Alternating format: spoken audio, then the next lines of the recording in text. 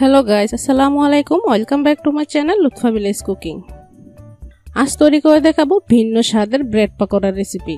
তো আমার চ্যানেলে কিন্তু আরো ব্রেড পাকোড়ার রেসিপি দেওয়া আছে, তবে এটা কিন্তু একদম ভিন্ন স্বাদের এবং ভিন্ন রকমের একটা ব্রেড পাকোড়া।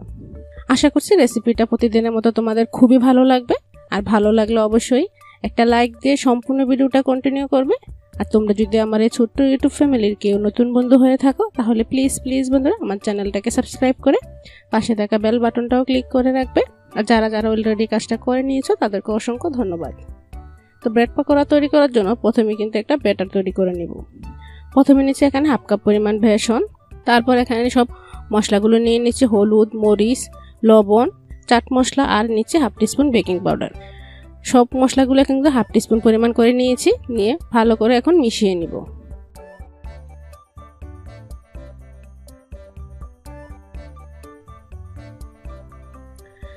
তো ভালো করে মিশানো হয়ে গেলে এখন একটা ব্যাটার তৈরি করব।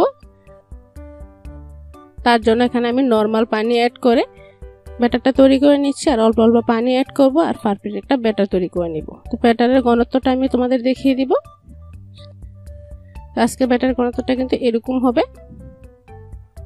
তো ব্যাটারটা আমি সাইডে রেখে দিচ্ছি। ব্রেড পাকোড়া তৈরি করার জন্য ভিতরে পুরটা তৈরি করে নিচ্ছি। প্রথমে নিচ্ছি এখানে ম্যাশ করা আলু 2টা, দিয়ে দিলাম পেঁয়াজ, কাঁচামরিচ। পেঁয়াজ এবং কাঁচামরিচটা প্রথমে ভালো করে একটু কষলিয়ে নরম করে নিতে হবে। তারপর এখানে ধনেপাতা, নিচে চাট মশলা, নিচে গরম মশলা, লবণ, তারপর নিচে এখানে টালা জিরার গুঁড়া।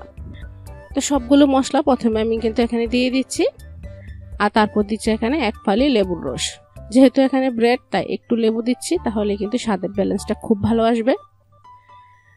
লেবুটা দেওয়ার পর হাত দিয়ে আবারও একটু কষ্ট করে মেখে নিতে হবে মশলার সাথে পেঁয়াজটা, এতে করে পেঁয়াজটা আরো বেশিটা নরম হয়ে যাবে। মিশানো হয়ে গেলে এখন আলুর সাথে আবারও ভালো করে মিশিয়ে নিচ্ছি।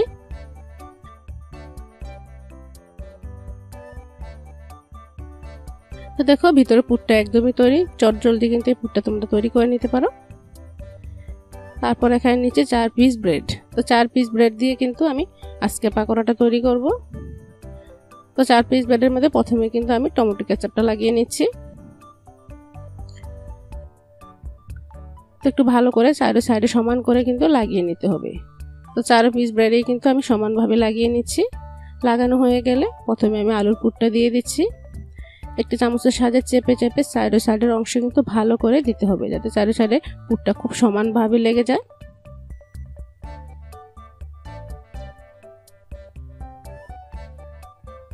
তো বন্ধুরা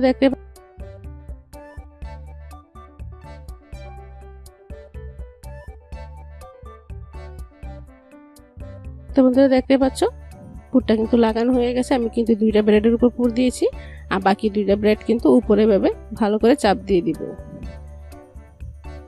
2টার উপরে 2টা ব্রেড চাপ দিয়ে দিলাম। তো এখন দেখো মোটামুটি কমপ্লিট হয়ে গিয়েছে। এখন একটা ছুরির সাহায্যে কেটে নেব। তো প্রথমে কিন্তু এরকম কোনা কোনা করে আমি কেটে নিচ্ছি। চাইলে কিন্তু এরকম বড় বড় করেও তোমরা তৈরি করতে পারো। তো যেহেতু আজকে ব্রেডগুলো অনেকটাই বড়, তাই আজকে আমি প্রতিটা ব্রেডে আমি 4 পিস করে কেটে নিব। চাইলে কিন্তু এভাবে ছোট ব্রেড হলে 2 পিস করেও কিন্তু পাকোড়াটা তৈরি করতে পারো।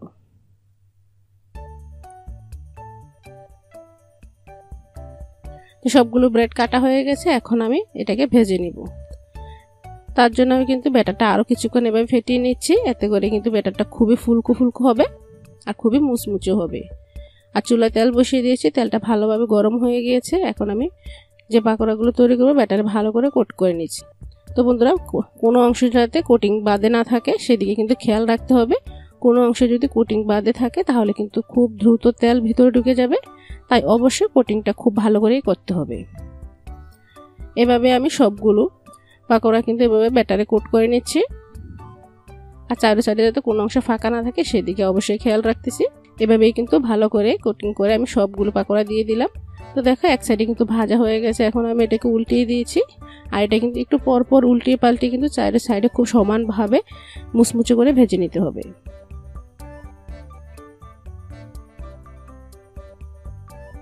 তো বন্ধুরা এরকম নিত্য নতুন রেসিপি দেখতে চাইলে অবশ্যই চ্যানেলটাকে সাবস্ক্রাইব করে রাখতে পারো, আর ফ্রেন্ডস এন্ড ফ্যামিলির মাঝে বেশি শেয়ার করে রাখতে পারো। তো দেখো এরকম মজার মজার নাস্তার রেসিপি কিন্তু আমার চ্যানেলে দেওয়া আছে, চাইলে কিন্তু তোমরা দেখে নিতে পারো।